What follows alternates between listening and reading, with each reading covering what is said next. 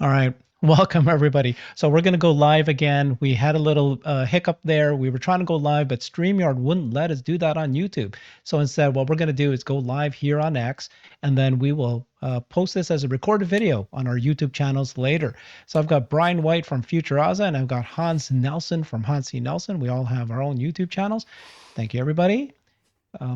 Yeah, let's get started. So what we're going to talk about today is full self-driving. First of all, there was a release this morning about that full self-driving version 12.3.4 is now available for employees. This is just employees still, but it's still much, much faster than we've been expecting. So I wanted to ask the question to the group here, what are we expecting for this release? What are we expecting for the next release?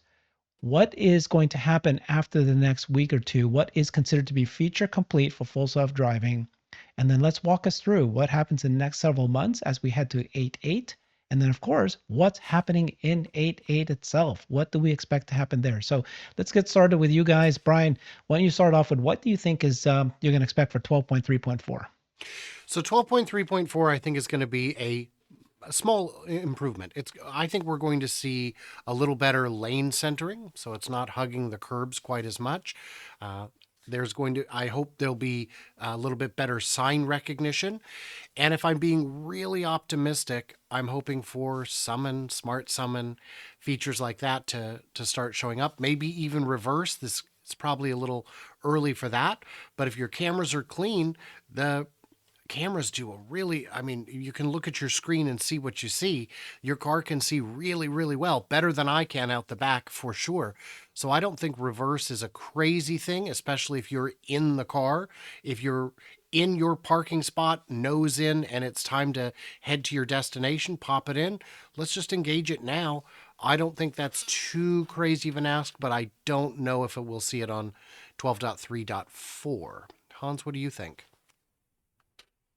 Yeah, I would agree with that. I think that, since we're not too if I remember correctly, Elon mentioned that it was going to be like 12.4 and 12.5 where we get some of those new extra functions like smart summon, like banish, and being able to operate in the parking lots well, and all of those things.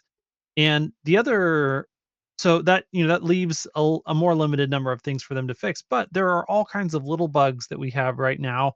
And so like a 3.4 release seems like a great place to start doing some of that. And one of the things that we have noticed and heard on X and on YouTube is that a number of people keep getting curb rash or bent rims or destroyed tires because FSD is not driving as carefully around things as they might, and maybe a little bit faster, through some corners around curbs than they would. And so that's definitely something that really needs to be addressed quickly. Hopefully that gets solved here. But then there's lots of other little just minor things that it can continue to improve on. And so I would definitely expect all of those things to happen. The other thing that we should be seeing in the not too distant future is a full, we still are using like a version 11, and it seems like it's an improvement on version 11, but the highway stack is still somewhat different than the surface street stack. And so I expect that we will see an integration of those two things again. I could definitely be wrong, but that would be something also to look out for. Yeah. So later, we're going to review this table from Edge Case, and we're going to go through each of his different testing features that he's outlined here.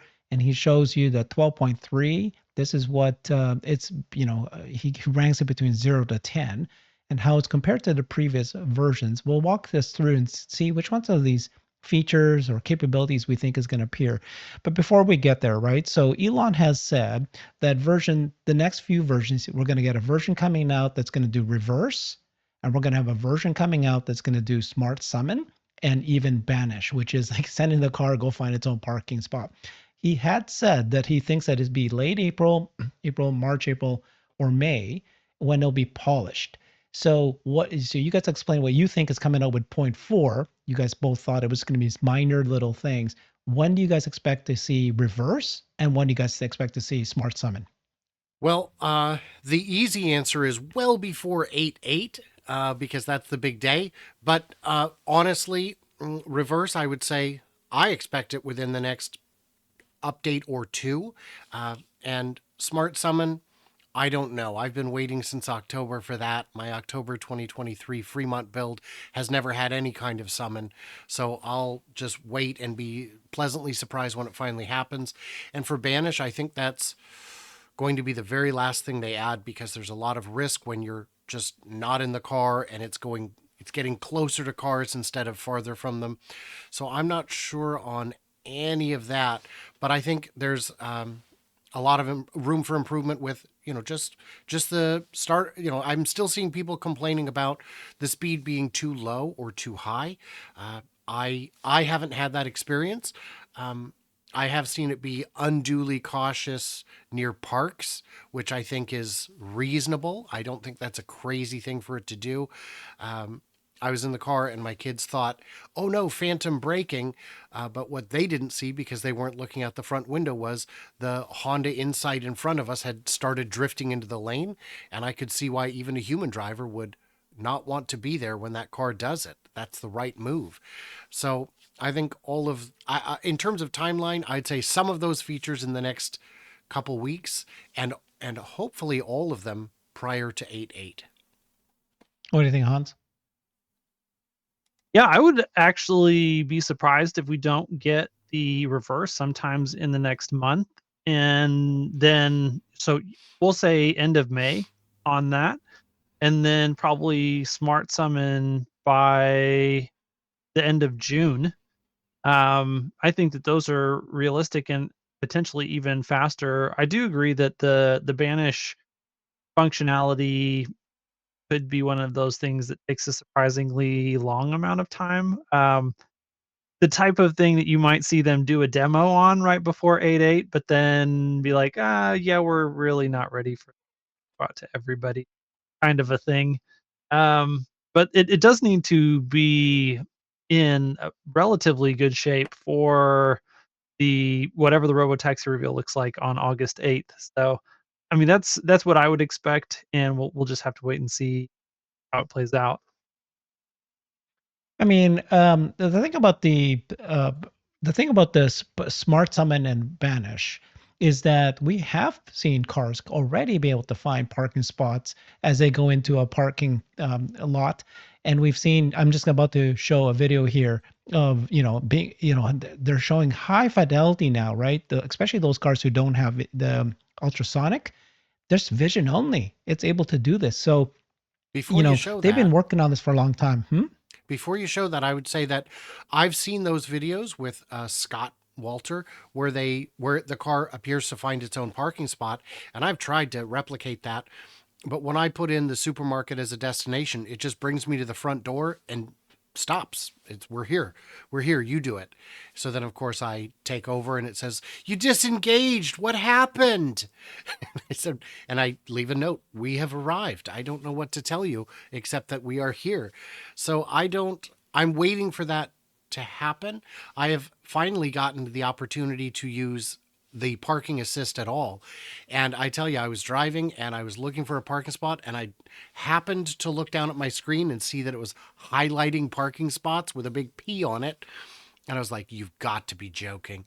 And I've used it 6, 7 times now, and it just works every time. Smooth, competent. It would pass the parallel parking test for driver's ed. It's a really fun feature to have. Not so much for me. I am capable of parking, but I know a lot of people who just don't parallel park because they haven't had enough experience in cities where they're comfortable doing so. So Yeah. yeah. Let's watch this. This is the vision only, right? And I mean, it's going really slow, of course, because they purposely have it going very, very slow, right? And then I think what they're trying to show you here is look at the how the cars that they're shaped. It's very, very high fidelity. They've got it nailed how far away the cars are, and the curb. You can see how strong the curb is as well. That's what they're trying to do. That even without the ultrasonics, you can actually see. And this is, I've seen other versions of this where you can actually see incredible vision. So, And I you know, would say I don't want it going any faster. I think the speed at which it's parking is perfectly reasonable for any time I've ever needed it. what do you think, Hans? Let me see if I can find the other ones. Yeah, I mean, it's a great demonstration. The question is, can it do that, reliably and repeatedly? Because one of the things about Banish is that if you just send the car to go do that and you walk away and go into the store or whatever, and then it has a problem, that's a problem.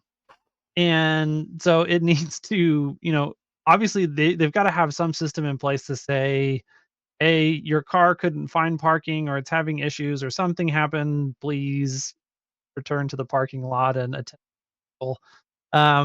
But they need to have most of those issues really solved before they release this to customers, so that that's not something that's happening very often. This needs to, have a good high quality user experience right out of the box.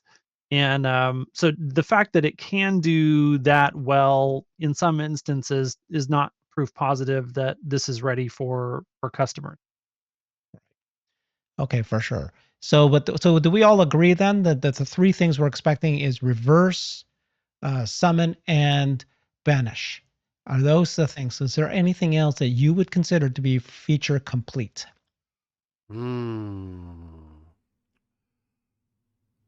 I mean, apart from just working, I'd say no. I think those are I mean, that's a big one, though. Just working is a big one. One thing I've found from talking with quite a few people who had similarly lackluster experiences on version 11, who are now having much, much better experience with version 12, is I've been told by more than one person that a lot of the reason they disengage isn't because it did something wrong, it's because it doesn't drive like me. And they just felt a little uncomfortable and they wanted to have it drive differently. So that has nothing to do with feature completion. That's just a comfort thing. So let's take a look at this other parking here, and then we'll just, oh, sorry, this is the one I just showed, isn't it? Oh, crap. I'm showing the same one. Sorry. Keep going. I'll find the one I thought I had. By the way, this is, to me, this is what the videos should be. This is the way to show it. You've got your top-down drone shot overlaid in the same ratio. This is great. AI drivers videos also are very, very good in terms of the visualizations. If you want to see what the human sees versus what the machine sees, you can't do much better than AI drivers. Chuck Cook does very well too. Those are two very strong follows in my opinion. Okay. And yeah. I got it now. So this one here.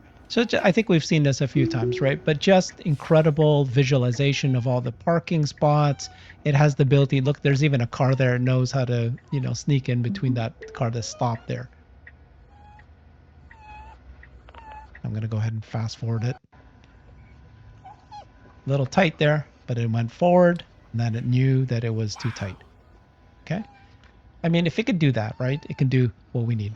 So these three things, is that it? For feature complete, I'd say so. Yeah. Okay. So let me share this again, and you guys see what you guys think about this. So this is Edge Case, and he's been putting this together for a while now, and this is his way to explain. Hold on here, guys. Let me make it larger. All the different features that he's been comparing it. So you can see that he's got comfort, common safety critical, less frequent safety critical, and then he's got follow the law, and he's got Robotaxi specific. So things like, obviously emergency vehicles. Can it pull over for emergency vehicles? Is that not considered to be feature complete? If you don't have that, how could you say that you're feature complete, right? I would agree completely. That is critical. I've had that happen yesterday, day before yesterday, maybe, where I was near the hospital. The sirens were wailing. The ambulance was coming. Everyone was pulling over. And my car thought, wow, look at everyone getting out of my way. This parade is not for you, dog. You need to get out of the way. So Yeah. that's critical. Actually, anything that's a 1, you might consider. So you got reverse as a 1. You got proper behavior flashing red lights. We've been hearing that it's now solved. Do you guys know? Has that been solved or not yet solved? Not for me. Just yesterday, I was coming home and it came to a flashing red light, and I just let it sit. We probably sat there for 3 minutes before I finally tapped the You got accelerator. 3.3.3? You got Yes. 0.3? Yep, I've got the 12.3.3, and it just sat. It just parked, and no one was behind me. So I said, "Let's ride this out. Let's see how long we get to stay here." And so we started looking for apartments to move in because this is where we live now. So it was pretty bad. And at that very same intersection, it's done fine before. So I don't know what the difference was, but in this particular case, it just was not in the mood. Okay. And then what about hand signaling? I'm about to show another video, but there's people who are now saying that. So I think Hans, you and I did this, didn't we? Where if the pedestrian is standing there and then they decide to step backwards, the car recognizes that. And some people are saying whether or not they do this or not, it doesn't recognize it. But then let me share this. This came out, and this person shared this new video to show that it actually can recognize hand signals. Let me just do that quickly. Boom.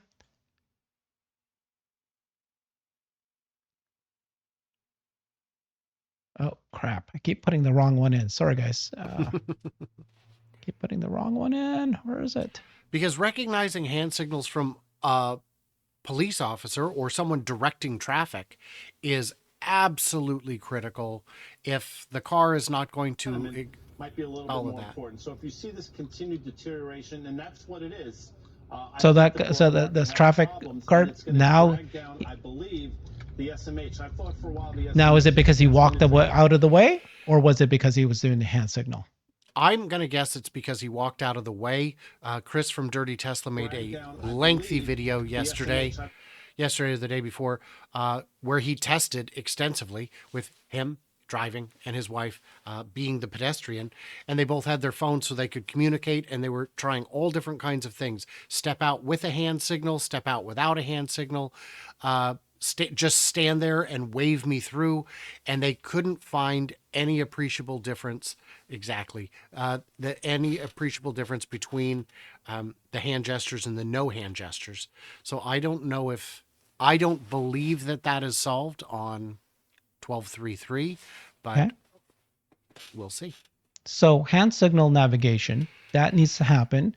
You've got special road signs. I'm not sure if that needs to happen to be feature complete. Pull over for emergency vehicle. Clearly that needs to be solved.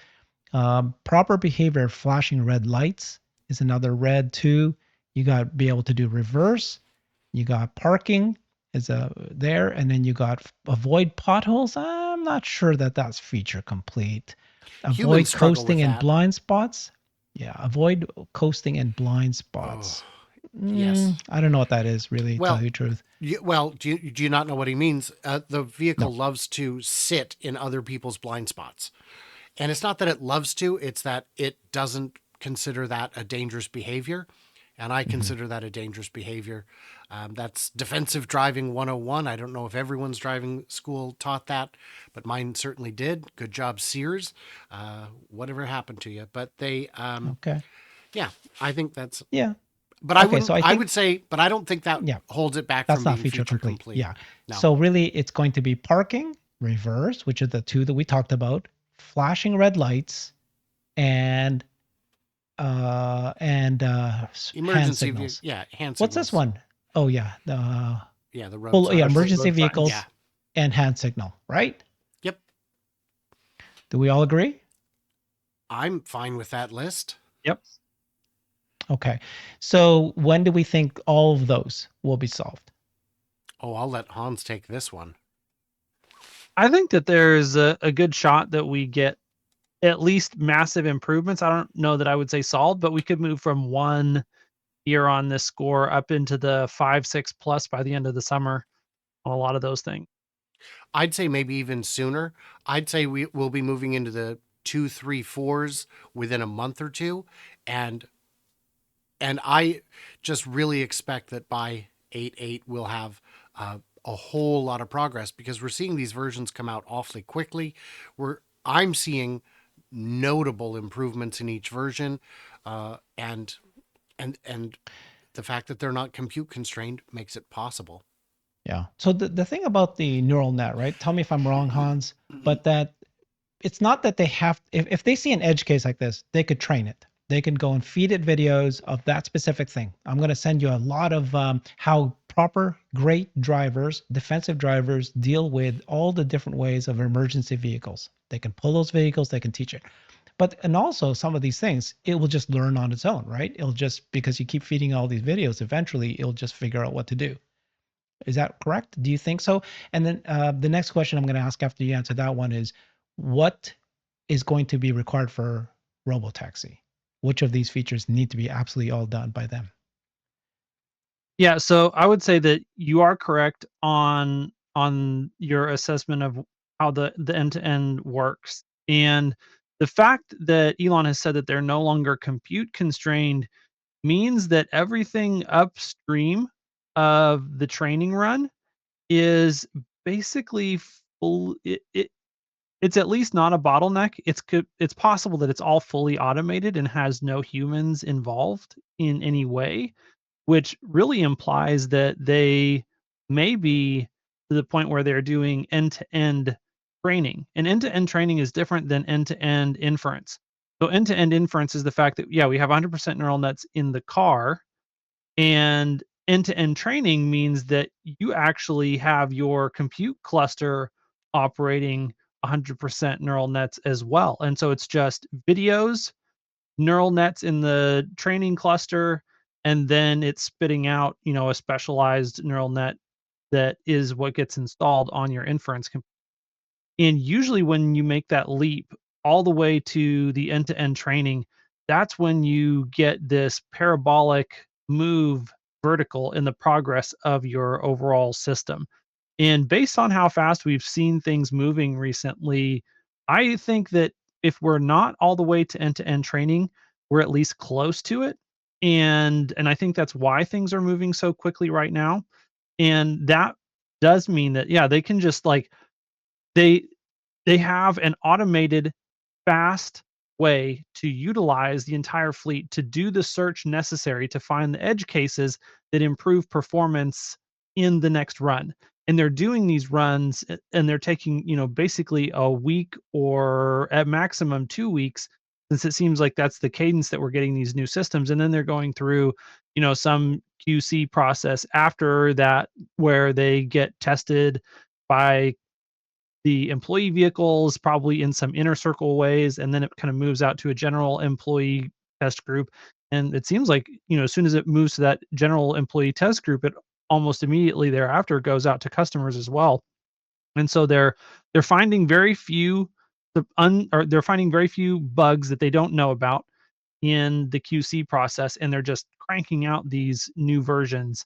And all of that really is just incredibly encouraging, from an outside perspective, that this this pace of progress is not slowing down. And that's where I think that, like I said, we're at least close to end-to-end training if we're not there yet.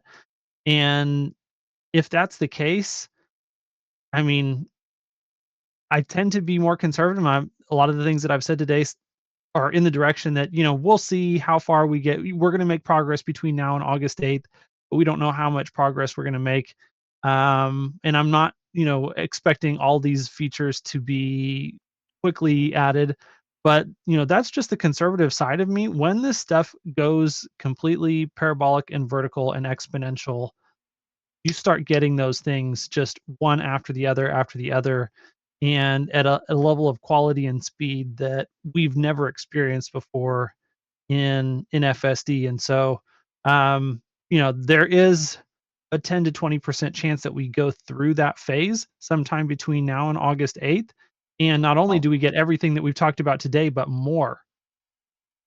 You've said it a few times, and I think there's an assumption that it has to be done before August 8th. It doesn't have to be done before August 8th. August 8th is just a presentation day saying we're going to launch a Robotaxi sometime in the future. Am I wrong? I have theories on that, which I will gladly share when we get to that point, because that's coming up here in a few minutes, I assume. I will say that I think the question of which of these things need to be addressed in order to reach Robotaxi, the answer is all of them. They can all be sevens, but all of them. If it doesn't recognize hand signals, we can't do it.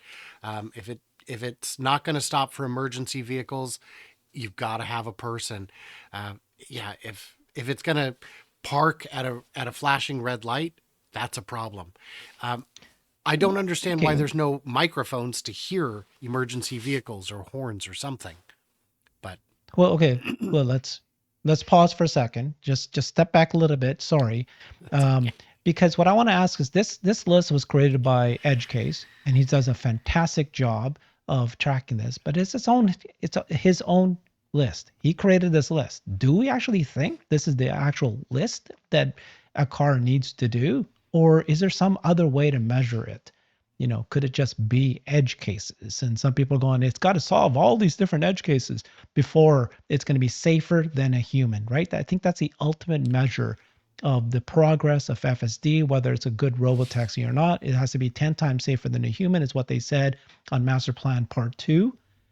And are Well, we going to Yep. assume that these features are the ones that it needs to do in order to be safer than a human? Because something's like, follow the law. Well, is that, unless that law is actually safer than a human, right? Like a good example that he said was speed limit does not actually mean that you're safer than a human. It's actually how fast you go around a corner. That's safer than, because that's what causes more accidents than that, right?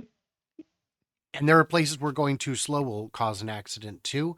And I would say that the speed limit I'm less worried about when there's no one in it, because who are you going to ticket? The car? I'm not aware of laws that allow Yes. that to happen. Well, no, there's no, a speeding infraction is assigned to a person, not a vehicle. So great. But I would say that these are all critical issues. And it sounds like what we're doing is drawing a distinction between supervised FSD and unsupervised. Because if it's unsupervised, if there's no one in the car, you have to be able to handle edge cases. I would say that yes, there is another way to determine, what the things that you have to have and don't have to have are. I don't personally know what the full list is, but it's whatever Waymo does. Whatever Waymo does What? is what you have to do in order to operate a robotaxi What? in a commercial. As far like, can Waymo respond to emergency vehicles? Can Waymo it has to have all those capabilities. Obviously, FSD is going to be better, but I think that, those are gonna be the minimum set of functions that are necessary. I Not the had the sensors, person, but yeah, the send me a note. capabilities. They sent me a note this morning talking about Waymo, and that Waymo gets phone call. Like they actually have communication with a teleoperation person that's there that can come in and take control of the car. Um, you we I don't know. I guess my reaction was yours the same because Waymo already That's a exists. robotaxi business that exists today. If it can do everything that Waymo can do, then it can be Well, a how robotaxi does business. Waymo do all these things we just said? We Can didn't say Waymo's how, we car just said that. Right. I'm agreeing with Hans on this one. It's got to, the question is, ask yourself, would you send your car across town to pick up your child or grandchild or someone, your blind grandmother, to bring them back, and with absolute confidence? Confidence, not that the drive would necessarily be the most comfortable or the most smooth, but that it would definitely not result in an accident today. Not never, but not today. That the accident rate would be at least as good as a human, hopefully better. And I cannot predict how far down the road that is, how many more nines we need. I know that 12321 and 12333 are very big steps in that direction. But I don't know if we can, if the next, who knows, 12.4 might be it. 12.4 could literally be, we've got everything solved. Here you go. It's done. I don't think that's going to be the case, but it is not outside the realm of possibility. I would say based on, the size of the Robotaxi fleet and, the operation that FSD is going to be, I would be absolutely shocked if Tesla does not have their own teleoperation for Yeah. both the banish feature and for Robotaxis. Like, I If it think gets that stuck. is going to be something that it's not, if it's like they're going to be operating so many that there definitely will be edge cases where they do get stuck. And there definitely will be edge cases where, someone sends a vehicle to banish and something happens.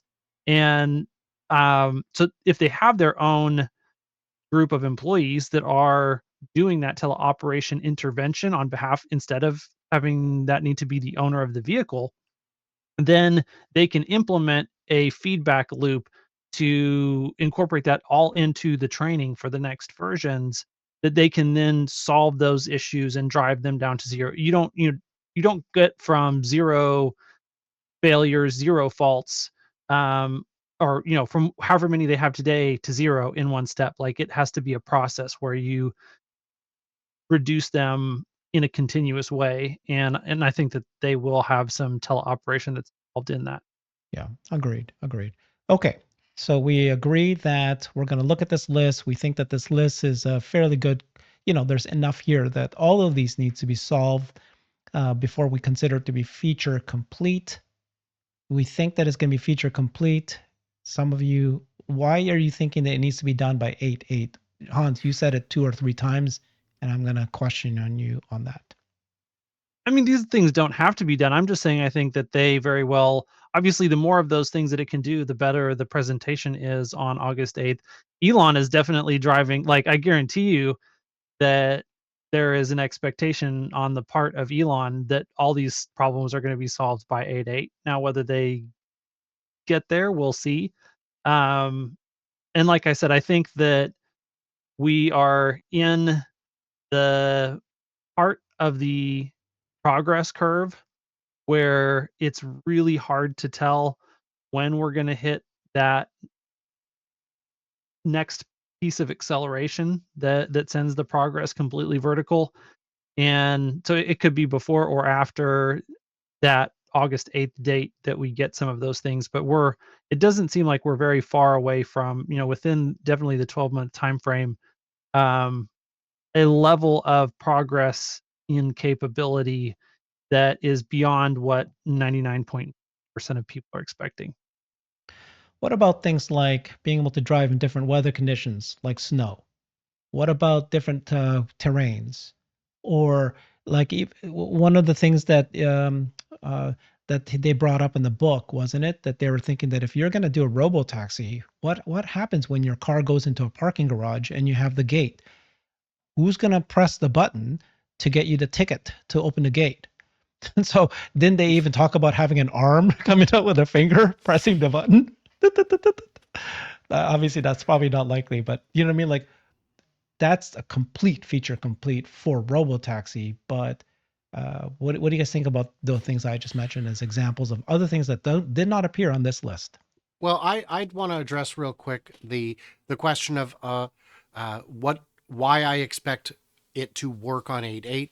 Like Hans said, the fact that it's so far out means it's not ready today. 4 But months? Elon is, it's, yes, 4 months. When was the last time we got a date 4 months out? Sometimes you get the date 2 weeks out, and a week later they push it 2 weeks beyond that. That was the case with the Plaid launch. That was delayed. Mostly you find out less than a month in advance of an event, no matter how big the event is. And on this one, I would say it's 4 months out. He is pushing them to get it done by then, and it won't be. We've seen job postings for test drivers in different cities. At least that's what it looked like to me, was autonomous vehicle test drivers, which means they are going to be, I think, testing maybe not on the vehicle, the actual vehicle itself, but on a vehicle with a comparable sensor suite that they can get running right, so that on the day of, it would be magnificent if at that event they said, oh, and by the way, there's a bunch of them outside, go for a test ride, no driver with you. And they just let people pile in, like just like they did with drives on the Cybertruck and the Roadster and everything else, except this time there's no driver in there with you. That, I think, is the goal. That is the objective. Will they get there? That is anyone's guess, including Elon's at this point, I believe. So, yeah, that's where I'm at on that. And then I have already forgotten what the question was that you had actually asked. So what was that? Different conditions like winter, Oh, snow. yeah. Um, So extreme snow where there's no lane markings and you kind of can't even tell where the road is, I expect it to struggle mightily for years, just as a human very likely would. But rain conditions, it absolutely has to drive in the rain. I have problems with my fender cameras being obscured, it'll. I will lose the ability to change lanes if there's a road mist coming up. That's something that I feel needs to be addressed. I think that's a flaw in the design, but I'm sure that there are ways to overcome that. And then once you get off the freeway and slow back down, it can drive just fine again. It's just during those, 60, 70 mile an hour sprints on the highway when there's all that spray coming up from the big rigs in front of you that it really has a hard time seeing. And one improvement I've seen on 12.3.3, the whole 12 series, is that it no longer screams at me, hey man, I can't see, while also failing to turn on the windshield wipers. I think my windshield wipers have gotten better in the latest builds, but that could just be my perception. yeah. Yeah, and I think that overall, a lot of transport things shut down when you have major weather events like major rainstorms, major thunderstorms, major snow. And so I would not like those things need to get solved, obviously, but they don't necessarily impede the ability of Tesla to begin operating a robotaxi service. And just saying that this service is right now currently limited to these weather conditions. And that's, something that's more in line with level 4 autonomy than level 5.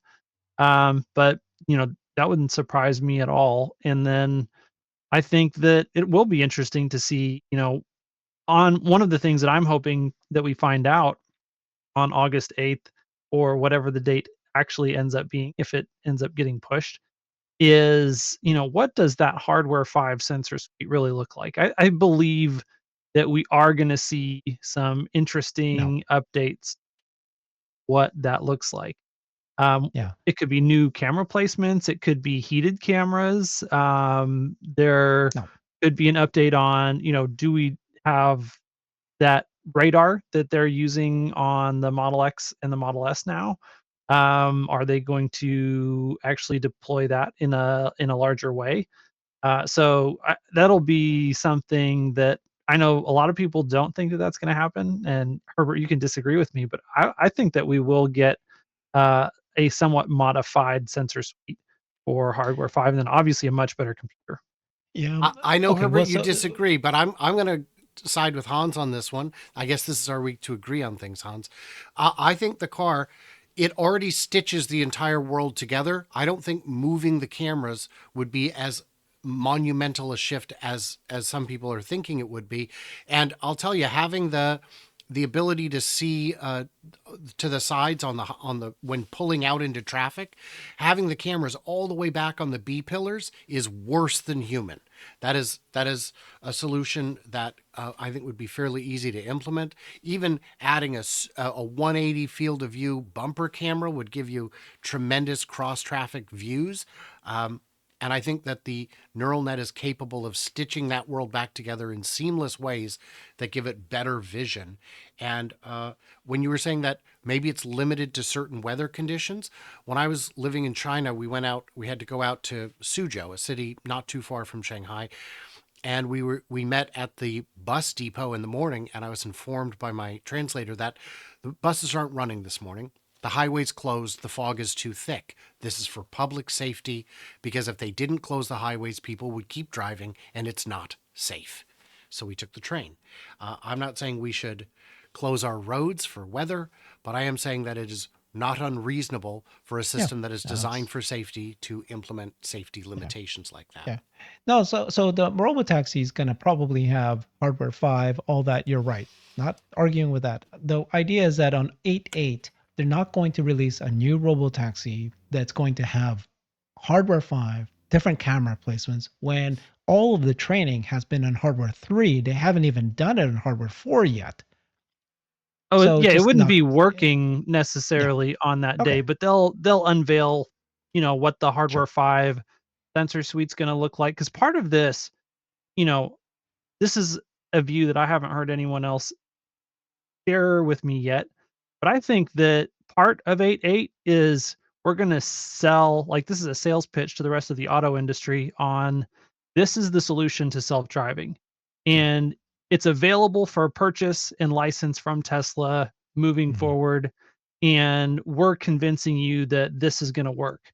And so, in my mind, they have to actually talk about what the robot, not the, not hardware 3, not hardware 4 platform, what does that look like, but what does the Robotaxi hardware and sensor suite and software stack look like? And they have to talk about that in a pretty detailed way. And like I said, I would expect it to include accommodations that help other people who are not as insightful or intelligent as Elon to be comfortable with, yes, this is the system that we want to license. And so it needs to have a little bit more backup, a little bit more overlap between sensors. And as long as they can get high quality data from the new radar that they have, that's much higher resolution, and it's not actually causing interference with the camera data, then I think that that is a great piece of technology and a sensor to add to everything that really does give the car better capabilities that are not just as good as a human, but better than a human. Visibility in fog, visibility in, snow and rain and those types of things, that is superior to what we have.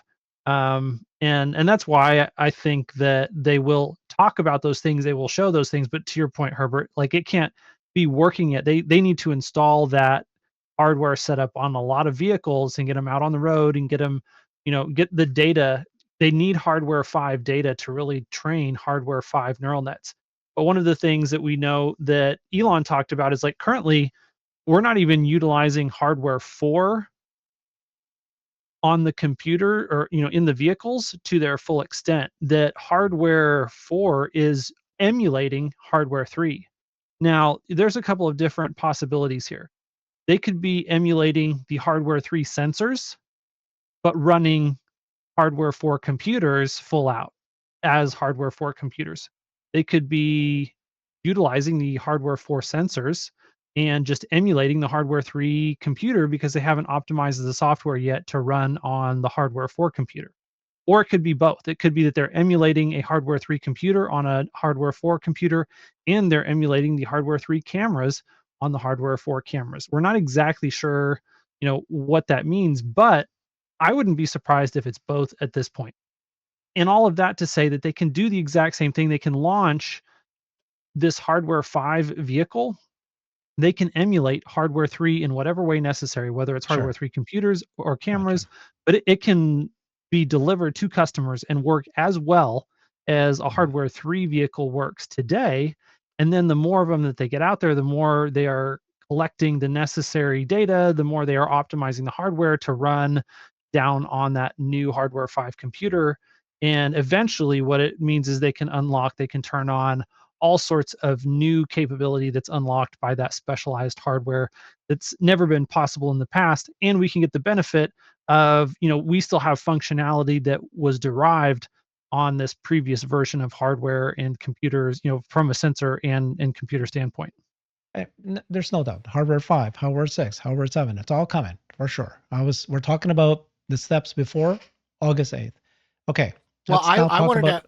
I wanted to just wrap this up by saying in the comments what I'd like to see from everybody is, do you think that the 8.8 event is a sales pitch to other manufacturers to start getting your licensing agreements underway? Because I think that's a very sound good one. theory, but I'd like to hear feedback from the community. Okay. So 8.8, I asked this question to a space yesterday, and of course, got all sorts of different answers, right? So some people think that on August 8th, almost all of us think that they're going to be unveiling the Robotaxi vehicle. They'll show you what it looks like. There's debate by some people thinking that the Robotaxi, they're not going to show you the compact car. But some people believe that they're going to be the same car, just that it doesn't have a steering wheel, doesn't have a brakes, but it's going to be very much similar. I completely disagree. I think it's going to be a completely brand new experience. It's going to be first principle on autonomous driving. I think the inside will be very different than the eventual compact car. They're not going to show you the compact car. Some people believe that this might be an autonomous platform where they're going to show you a second vehicle too, a 2-passenger and a 4-passenger, and maybe even a van. Some people thought that they're going to show you the actual factory. They're going to show you the unboxed model. Some people think that you're going to actually have the app. They're going to show you the app, and they're going to have to demo an actual pickup and a drive. And then some even go as far as thinking that they're going to launch and they're going to announce that on this particular date in the future, in these particular cities, we're going to already start Robotaxi. There could be a lot of different variations on this. I'd be curious to see what you guys think. Who wants to start with that one first? I'll put Brian in the hot seat on this. I am happy to take that hot seat. So we will not be seeing Unboxed in action on the 8th of August. The building is nowhere close to ready. Unless they were going to hold this event at some other location where they've secretly been building out a tremendous amount of space, which I think is very unlikely. Announcing a launch date, I don't see it happening because they need the vehicle and the vehicle doesn't exist. And they want to launch it as soon as they can. The only way they could announce a date and actually keep it is if they overshot it by too much. So I don't think they might give you a vague date like, oh, by the end of whatever quarter or whatever year. And in terms of the form factor, I had a conversation with my kids about this because my kids are fairly smart cookies. And one of the questions I asked is what would be the seating configuration? And what they came up with was facing each other so that you've got the most flexible space inside and the easiest in and out through just a single large door. And then also by having basically 2 bench seats, you get comfortable seating for 4 or tight seating for 6. And there are very few applications where you need more than 6 people. And if you do, you're in the unusual edge case aspect of it. So I think a little box with inward center facing seating might be the solution. I don't think it'd be a challenge in terms of safety. It can be completely opposite of that. It could be that we're back to back so that each person has an entire wall that they can look at for entertainment and productivity themselves. Maybe the answer is going to be swivel seats, where you can just decide how you want to do it. Completely configurable. So I think the swivel seats would take up too much space, and I think sitting back to back would be too uncomfortable for people riding together, and that it would lead to people talking over their shoulders. And the nice thing about face-to-face is if you've got your own car seat, you just hop in and buckle it. It couldn't be easier. So that would make flexibility for families who, in my view, are going to be the most hesitant to give up car ownership, because when you've got kids, all of a sudden taxis and Ubers become a real hassle. You're annoying the driver with the time it takes to deal with the car seats. And having Brian, the new 85% of all Uber drives is a single passenger. I know. And then the other 5-10% is 2 people. Right. But that doesn't mean we should necessarily ignore them. And having a vehicle that's flexible enough to do all these things is that much better. A 4-seater wouldn't be that much bigger than a 2-seater. really, especially if you already need a crumple zone on each end, which is where your luggage would go should you need it. I just don't think it needs to get that much smaller. Everybody thought that it was going to be a two-seater, but I agree with you. I think it's going to be a four-seater because Uber today, almost every single Uber is a four-seater. And then they have this ability to share a ride with strangers and reduce your costs even further. And this is truly a people mover. You might want to have that opportunity to do that too. Mm-hmm. To And The I that thing don't. point, that is there Go ahead. going to be an app? Is there going to be an actual demo of a pickup driver? Will they actually have the program designed and launched? I'll let Hans be on this hot seat. Yeah, I would say, well, I'll answer those questions and then we'll go back a little bit. I think that we will have demo drives. I don't know about the app, but definitely I think they will tease, this is what the service is going to look like. As far as configurations go, to move back just a second, there is a reason that all the seats are forward facing today, and that is crash safety. And I don't see those crash safety things changing in the near term. Like in London, if you've ever taken a cab there, they do have those the London classic London taxi. You do have seating that's kind of around, or limousines. You'll see that style as well. So it is an option, but it's definitely not something that is standard, and it's more for lower speed things. And so if you're going to be operating something in an urban environment and you're not going out on the highways, I think you do open up the possibility for those either, facing away from each other, facing towards each other, like that becomes more possible in that scenario. But if you're taking anything on the highway at highway speeds, I don't think we're going to see anything that is different than the current everyone faces forward model. Because yeah, crash safety at high speeds and airbags and all that stuff, it's really designed to work to protect human occupants, um, the way that it is. And yeah, having all those forces directed in that way is helpful.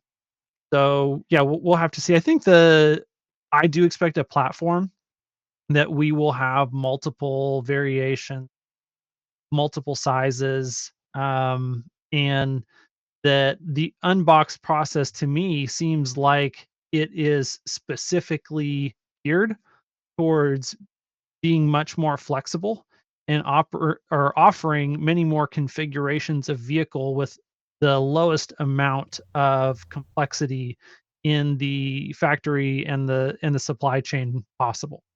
So having lots and lots of commonality between different vehicles of, different shapes, different sizes, and different purposes.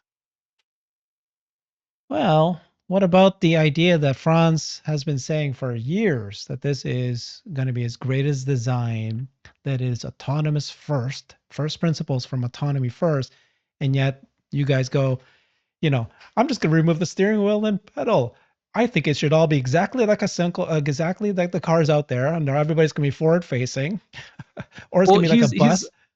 What already to you? said that the Model 3, one of his conversations that he had with Ryan McCaffrey on Ride the Lightning, he was already talking about how his design philosophy for the Model 3 very much had some of those same principles and thought processes for autonomous driving in them.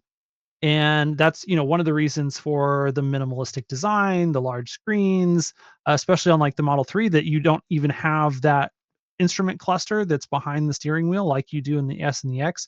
The reason that that's not there in the 3 is specifically because eventually, that's not even going to be something that's necessary when you don't need to drive the car. So he's been thinking about those things, and they do, those same concepts already are in place in the Model 3 and the Model Y, at an even higher level than they were for the S and the X. But yes, there will be some new things that are different. But I think it's going to be hard to say what parts are going to be the same and what parts are going to be different until we see the designs actually revealed.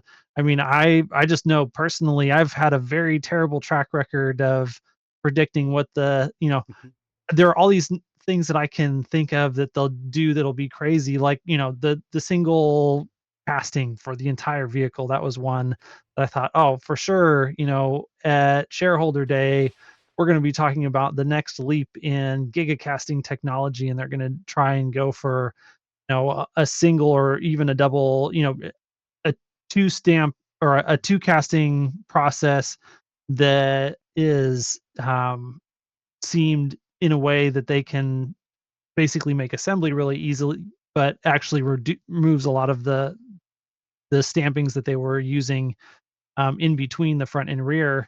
But they didn't go that direction at all because they wanted to split up the sub-assemblies of the car, and that was something that no one that I talked to beforehand, none of the smart people, none of Yeah. the industry experts, none of us saw that coming. And I think that it's really going to be probably somewhat similar. Like, we can wrap our head around some of the challenges that they're going to try and face, but then, I mean, Tesla, they just come up with such ingenious engineering solutions to these problems that, Mhm. if we could predict it, then someone else could do it. And I don't think that that's going to That's happen. why I'm saying that, okay, if I'm in an RV and I'm being driven by, by the RV, what do we all do? We're sitting on a table, we're all playing cards with each other, we're all facing each other, we can face outwards.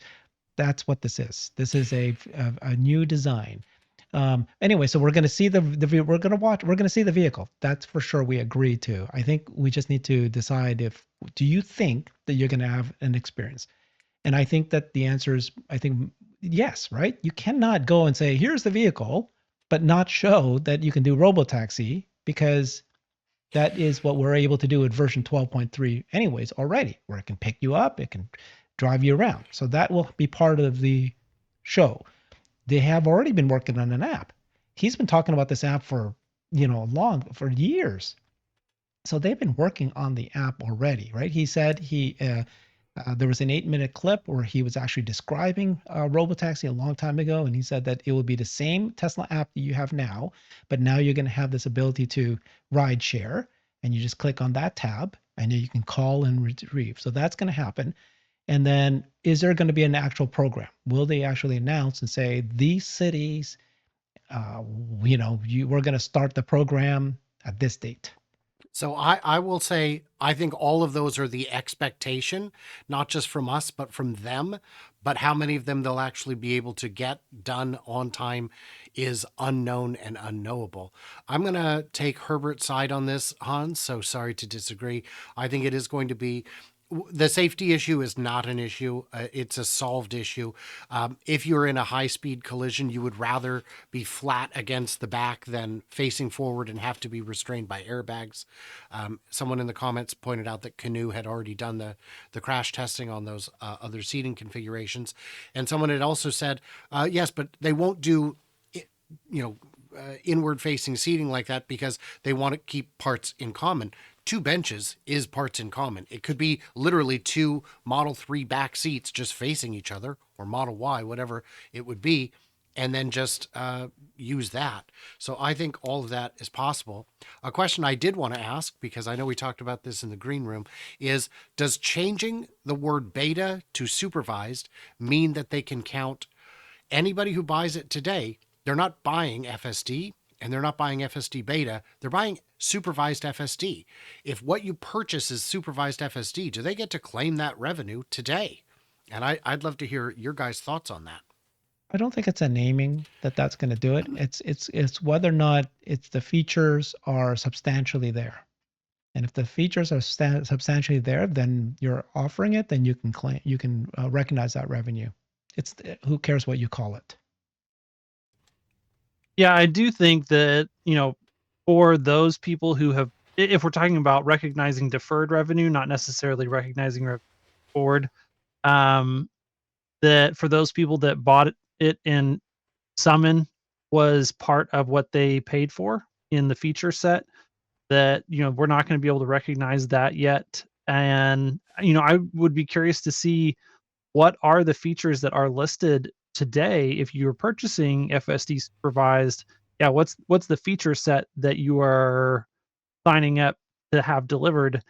and then that should, I think, give us a little bit more information on what they can and cannot recognize. But I do think it is interesting that, we have basically, I think we have crossed the threshold in Elon's mind of when he said that we're going to version 12 is going to be out of beta, that I think that we are there today. Awesome. Awesome. Okay. Thank you guys. Appreciate this. Please join us. The three of us each have our own YouTube channel: Hans C. Nelson, Future Ozza, and of course Brighter. Thank you guys very much. We do this every Wednesday. Do another great show next week. Thanks, everybody. Bye-bye.